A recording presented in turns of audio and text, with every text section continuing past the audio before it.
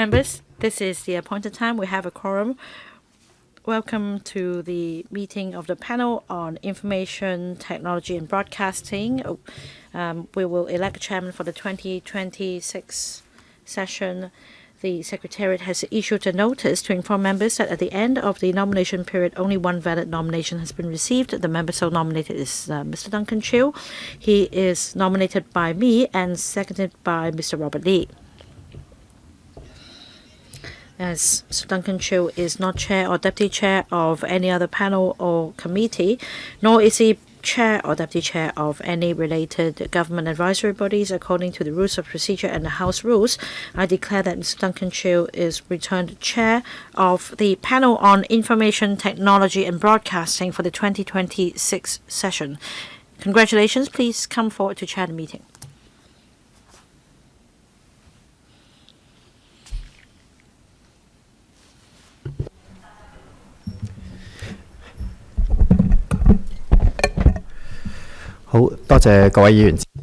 Thank you, members, for your support. We will now elect a deputy chair. So, election of deputy chairman for the panel of information technology and broadcasting in the 2026 session. The Secretariat has issued a notice at the end of the nomination period. Only one valid nomination has been received. The member so nominated is Professor William Wong. He is nominated by Mr. Cham Siu Hong and seconded by me. As Professor William Wong is not chair or deputy chair of any other panel or committee, nor is he chair or deputy chair of any related government advisory bodies according to the rules of procedure and the House rules, I declare that Professor William Wong is returned as deputy chair of the panel on information technology and broadcasting for the 2026 session.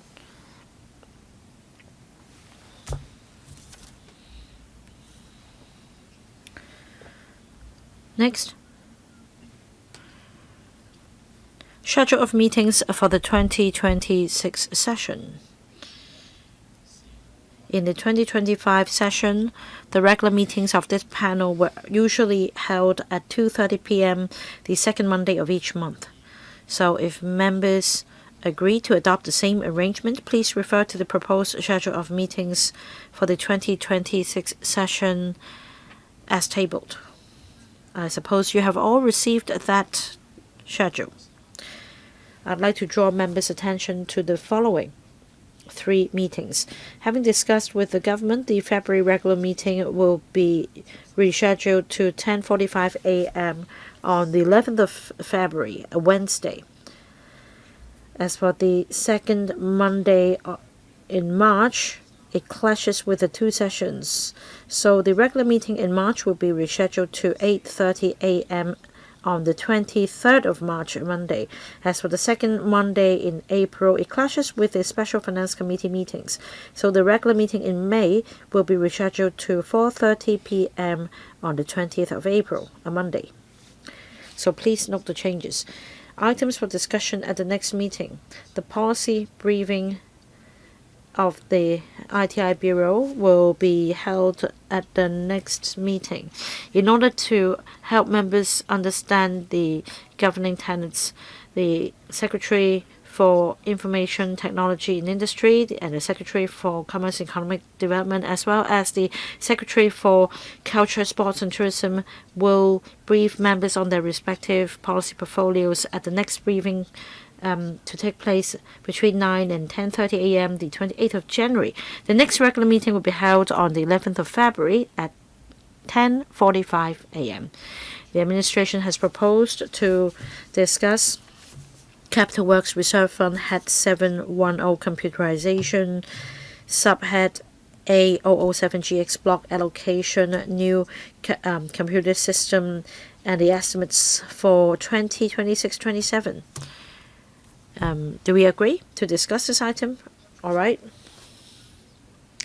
Now, the floor is open. Members may discuss items for discussion at future meetings. Members, if you want to speak, please indicate so. You can tell us items for discussion at the meetings in 2026 session. 11 members have indicated their wish to speak. In the interest of time, I will only allow members to speak for up to 1 minute. We start with Mr. Tang Fei. While AI is developing rapidly, Chairman, I'd like to discuss development of AI here. We need an outline. First, we need to improve the public's literacy on the use of AI. Now we rely on schools only. About the future development of AI, will there be any regulatory framework? With more advanced technologies on AI, there are legal issues as well as ethical issues. Next, Mr. Michael Lee. Thank you, Chairman. It's the start of the 15th five-year period. We need to integrate into Greater Bay Area. About the flow of data, capital goods, and people, all these are important, especially for this panel. We need to relax rules to allow mutual flow of data across a boundary. The data may include healthcare and commercial data. So I hope there'll be a joint discussion on this matter. We can also have a discussion with the counterparts in the Greater Bay Area so as to speed things up and enhance efficiency. Now on broadcasting, there are online platforms as well as platforms subject to licensing. We need to discuss how they are regulated. The internet is full of information which may affect the development of our children. Next, Mr. Lee Kuan Yew. About the use of AI, I hope that we can focus our discussion on the development of a smart government and also developing an I&T center. Apart from hardware, we also need to work on software, and that's talent.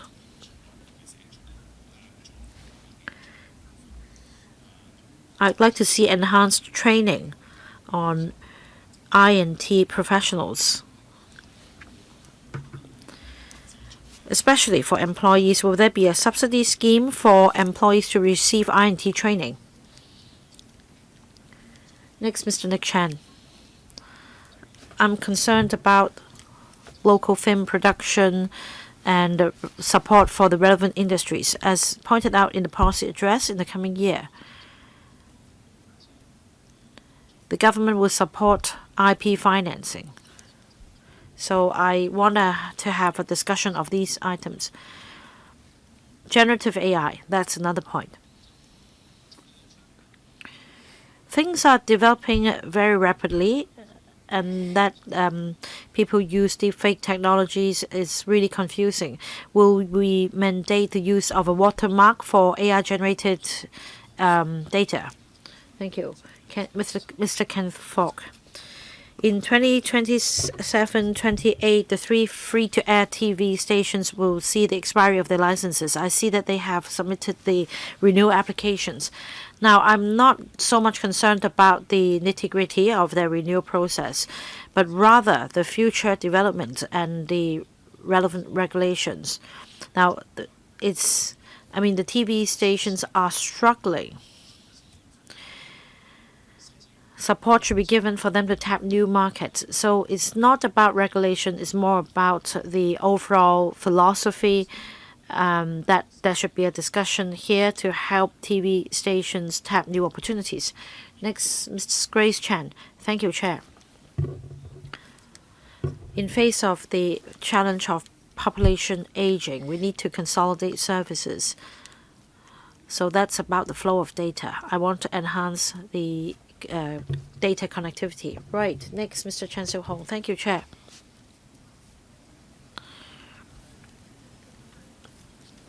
I'd like the government to report the following to us. I am Smart Plus. I want to know the progress.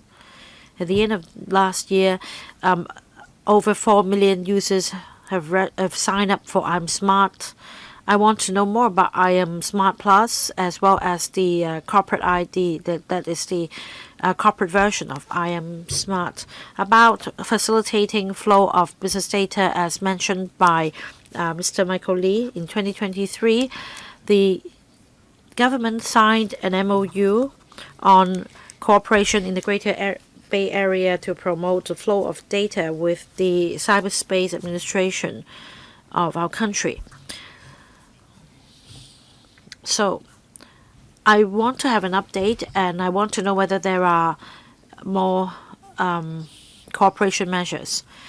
Also, for regulation on AI-generated products, I'd like to have more information. Dr. Alvin Lee. Thank you. I'm concerned about creative industries. I'd like to follow up on the implementation of the blueprint, which was promulgated at the end of 2024. I'd like to have a follow-up discussion on this matter, especially on allocation of resources to support the development of the sectors. Second, grasping the Greater Bay Area opportunities to promote the development of the sectors. Mr. Brave Chan, thank you, Chairman. Congratulations. I'd like to talk about the computing power in the Loop, in Hong Kong, in the Greater Bay Area, and also in terms of power supply, whether we are on par with the international standards. And also flow of information, flow of data. How do we make sure there is good connectivity across Greater Bay Area so as to provide a good foundation for the operation of the AI Supercomputing Center? Ms. Christine Fong. Thank you, Chair. I'm concerned about NDAs, that's new development areas, and rural areas, especially on the reception of 5G signals and the laying of optic fiber cables. In some rural areas in Jiang Kun O, things are lagging behind. My next concern is about public housing. Now, in terms of broadcasting, of course, we attach importance to local TV stations. But some public housing residents have told me that they would like to be able to receive the signals of mainland TV stations as well. So I hope the panel will discuss this issue. Next, Ms. Elizabeth Quat. Thank you, Chairman. I am concerned about the development of a smart government, especially the use of AI. Members of the public are interested in how the government uses AI and technology to enhance public services and the efficiency. So I'd like to receive an early report from the government to see whether government departments have all begun to adopt AI or otherwise. Right, creative industries. This is part of our portfolio, but it's not often discussed by this panel. This is something close to the heart of our young people, and I'd like to invite the Secretary to brief us on the blueprint, the development blueprint of the creative industries, and see what we can do. Next, Mr. Zhao. I am concerned about two things. AI education. I hope that the government can take the lead to facilitate regular exchanges with overseas institutions and mainland institutions so as to spark the interest of students. And about digitized management, I hope the government can drop a roadmap and timetable of digitalized management so as to enhance the transparency of public services. Mr. Ray Wong. Thank you, Chairman. My focus is on AI government services. How many departments have the capability to share the data with other departments?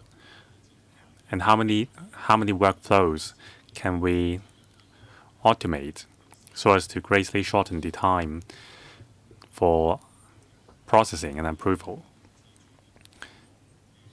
And also, I hope there can be more locally developed INT products which are applied in government services. Thank you. Any more members who would like to speak? There being none, I, together with the Deputy Chairman, will meet with the government officials to discuss the work plan for the 2026 session. All the above suggestions will be conveyed to the officials.